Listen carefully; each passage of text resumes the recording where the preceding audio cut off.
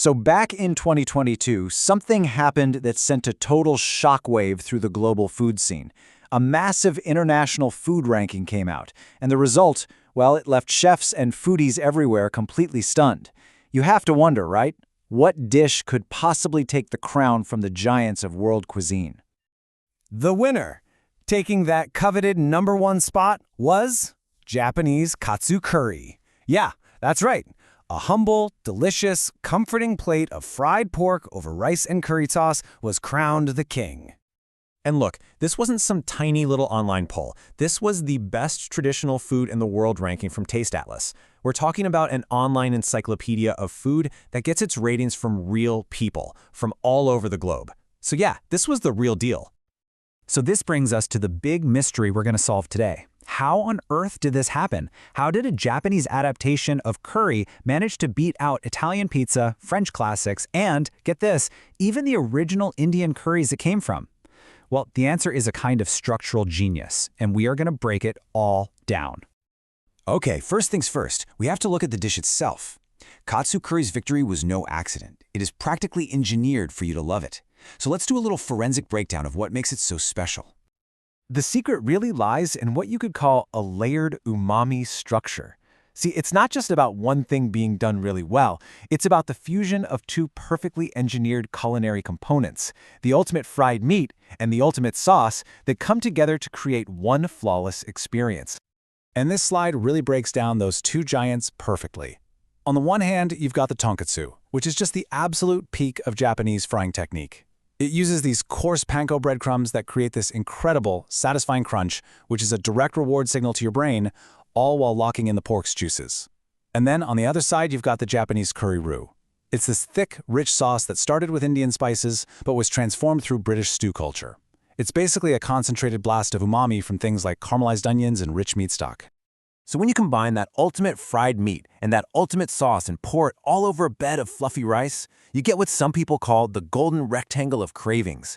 You've got it all right there. The carbs from the rice, the protein from the meat, the lipids from the frying oil, and those complex spices from the curry. It's a dish that's literally designed to be one of the most satisfying things a human being can possibly eat. But, the food itself is only half the story. Let's move on, because this is where it gets really interesting. In Japan, curry isn't just a dish.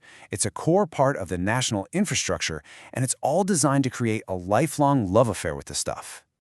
So where does this obsession begin? It all starts with school lunch. For literally decades, curry has been the undisputed champion, the #1 most popular meal for Japanese kids, period. And this isn't just about a tasty meal. This is a foundational experience. That slightly sweet, rich curry that's cooked in these massive pots in school kitchens, well, it becomes the original taste memory for an entire country. It's the flavor of childhood, a nostalgic taste that sticks with you for your whole life. And that love you develop as a kid follows you straight into adulthood.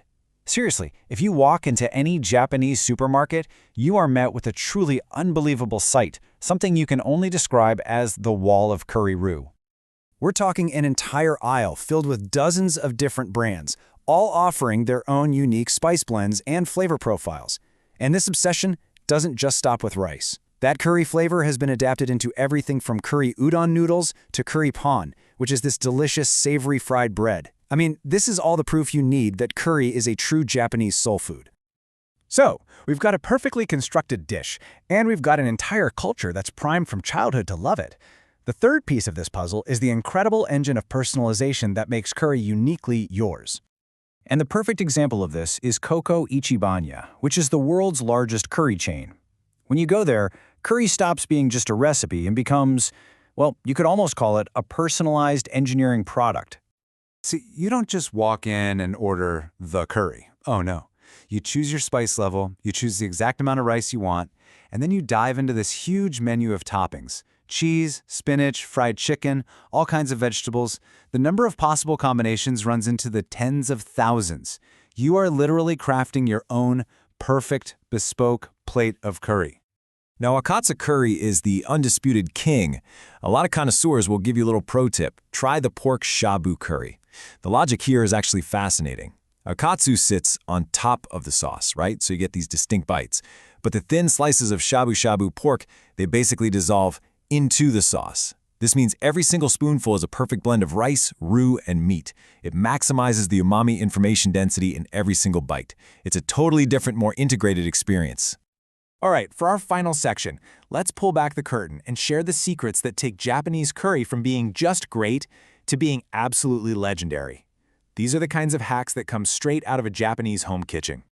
If you ask anyone in Japan, they will tell you that the absolute best curry is second-day curry. And there's actually a real science behind this. When the curry sits in the fridge overnight, the fibers in the vegetables and meat break down, and they release all these umami-rich amino acids directly into the roux. So the next day, the flavors aren't just stronger. They've achieved what the Japanese call aji ga najimu, a state where all the flavors have perfectly melded together and become structurally stable. It's incredible.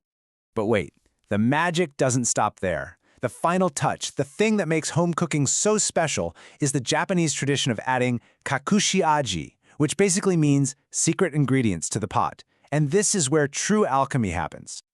Some of the most common additions might surprise you. A spoonful of instant coffee or a single square of dark chocolate to add this incredible bitterness and depth.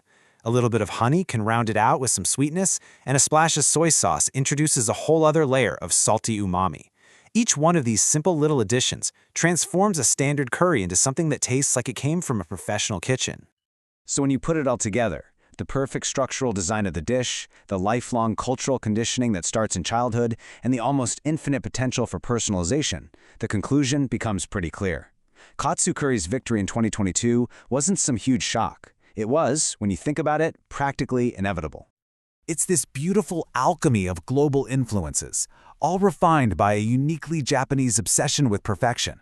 So, next time you find yourself in Japan, by all means, go have the fancy sushi.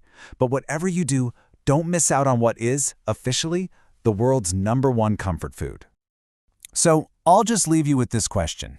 After seeing all these options, what topping would you choose to create your perfect plate of curry? Or maybe, just maybe, you already have your own secret ingredient you add to your cooking? Let us know. We'd love to hear it.